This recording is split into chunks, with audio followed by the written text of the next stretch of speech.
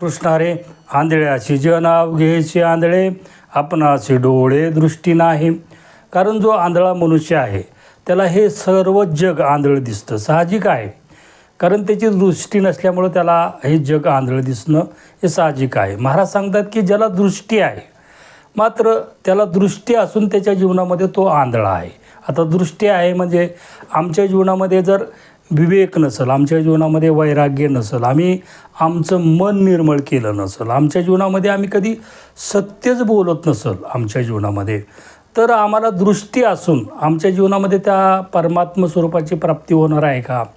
आम्ही आमच्या जीवनामध्ये तत्त्वज्ञान सांगतो, ब्रह्मज्ञान या जगाला सांगतो, मात्र आमच्या जीवनामध्ये हे दृष्टी असून आम्ही आंधळ्याप्रमाणे आमच्या जीवनामध्ये वागतो. म्हणजे आमचं जे ऐकतात तेही आंधळेच आहेत असं महाराज या ओळीमधून म्हणतात. रामकृष्ण हरी.